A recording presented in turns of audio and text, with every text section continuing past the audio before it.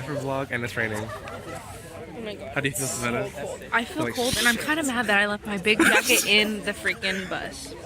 Don't go from this angle. You can see my donut chin guys. You can still see it because it's kind of like...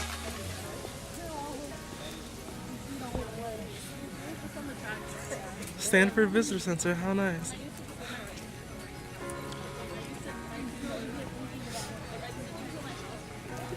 This vlog is dedicated to Emma Rice, who could not be here.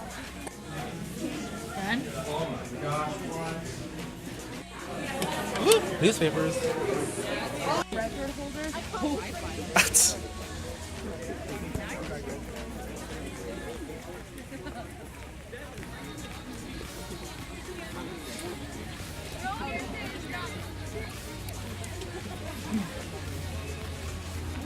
I wish I could go over there.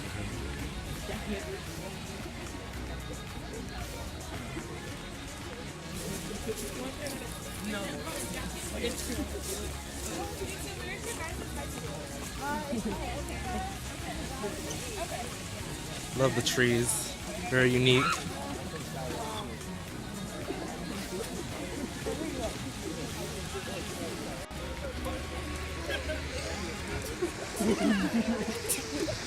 See, Emma, this is the inside scoop. Yeah. So one of my favorite memories of last year was definitely like going to, I think, almost every single football game because we were a really, really good team last year. And I went to a high school with absolutely zero school spirit. So coming to Stanford is definitely a huge plot twist in that like everyone rolls out to the games, people do all like the body paint and face paint and stuff. It's really crazy and it's also really, really fun. So that they basically have like a ton of workout equipment, they have basketball courts, they have a rock climbing wall, they have dance studios. So it's kind of stuff that you can use for free. Really nice workout equipment if you just want to stay in shape without doing sport. Yes!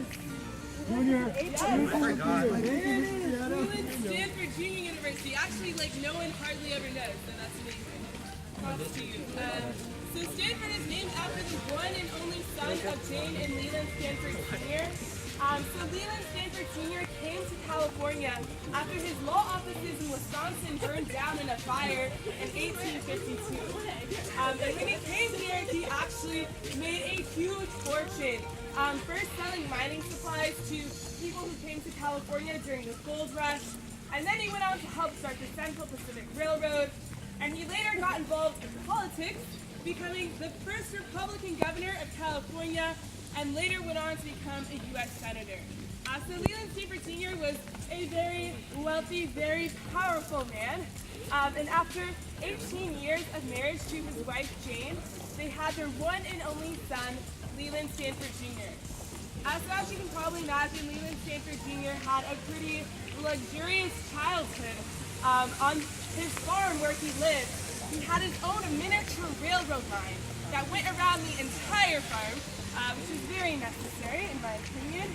And his parents were art collectors, so he had access to all these super original, amazing works of art. And his parents always took him on really extravagant trips all around the world.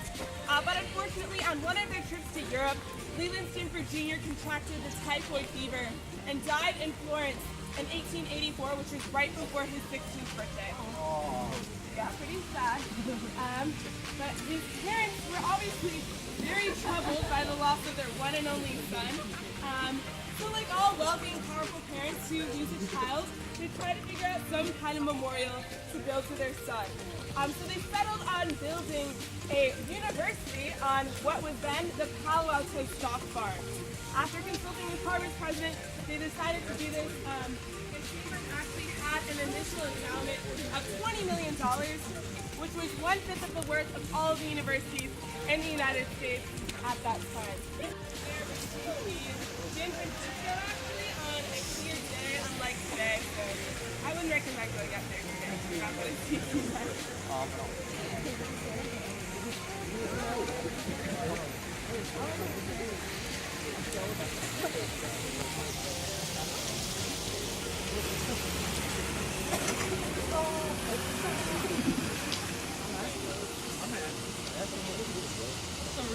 So we have 4 schools at Stanford, or 7 schools, sorry, 4 graduate and 3 undergraduate. Our 4 graduate schools are medicine, business, law, and education. And our undergraduate schools are humanities and sciences, earth sciences, and engineering. So the cool thing about Stanford is that when you apply here, you apply to the university as a whole. You don't apply to a specific school. So if you're interested in like engineering, you wouldn't just apply to the engineering school. You'd apply to Stanford University. And so this gives you the flexibility to major wherever you want to major and take classes across all different departments. So my freshman year, I took a class at the law school, I took a class at the engineering school, I took a ton of classes in the School of Humanities and Sciences. Last quarter, I took a class at the med school, so you really have like a ton of flexibility in deciding which kinds of classes you take. And so I really like it because we're also on the quarter system, and so that means your academic terms are like divided up into 10-week quarters. And so that gives you the flexibility to take like any class you might be interested in without worrying like, oh, I won't finish my major if I don't take like this class right now. Or like, I really want to take a creative writing class, but it's like not a part of my major. But you can basically take any class you want and have a ton of time to sort of like find your passion. And so it's like kind of what I think is the best view of campus.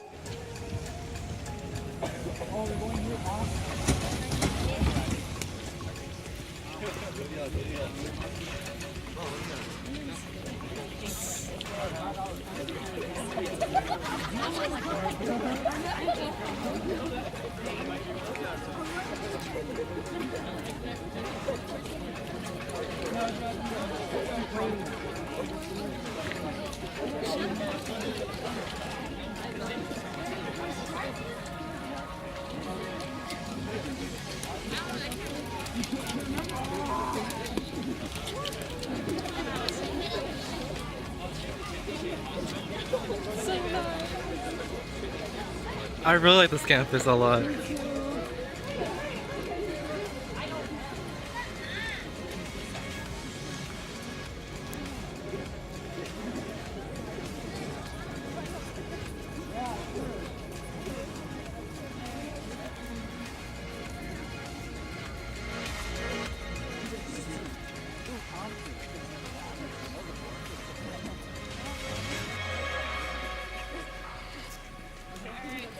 Any more questions about stuff before I move into talking about majors at Stanford?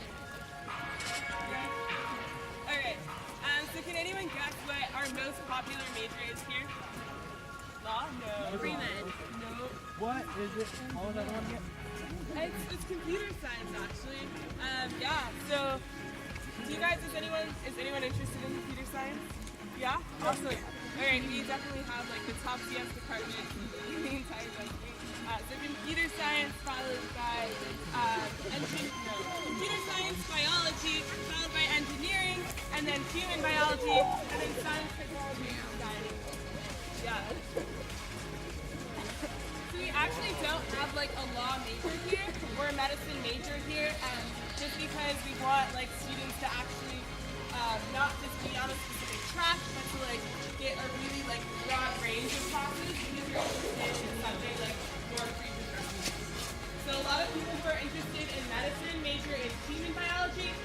So that's kind of like the classic biology classes also combined with information about like social issues related to health. We're gonna come over here first before we go to the church.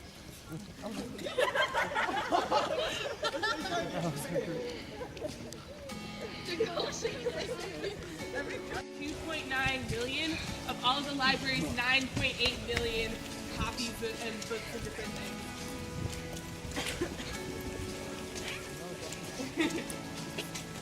Oh, pretty narrow, ain't it?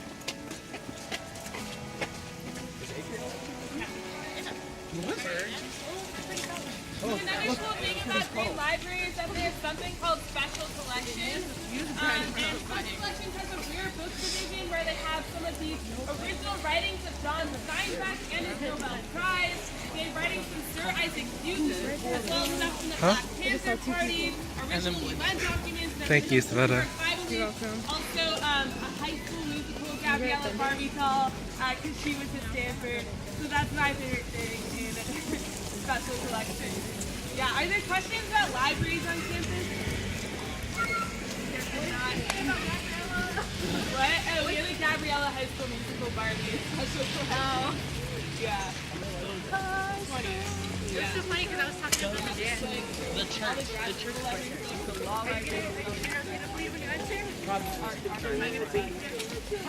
Clementine dorm, that's really be careful in this area. I want to get hit by a bike. I'm living for it. Seriously. I feel like a true skeptic. Hit by a bike. I feel like I'm like every year to get a license for riding a bike. Alright, so after freshman year, you have a ton of different options for housing.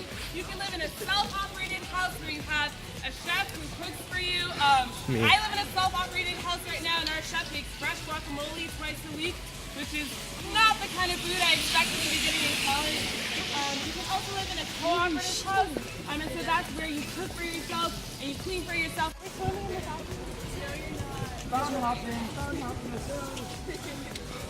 Alright, so now I'm going to talk a little bit about clubs on campus. So this is in White Club right now. This is kind of like the center of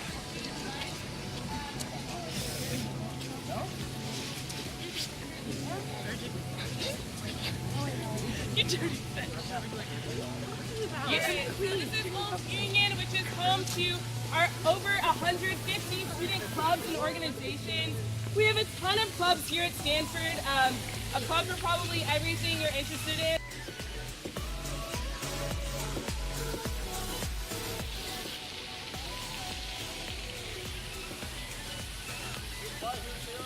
Yeah. I would go here in a heartbeat, to be honest.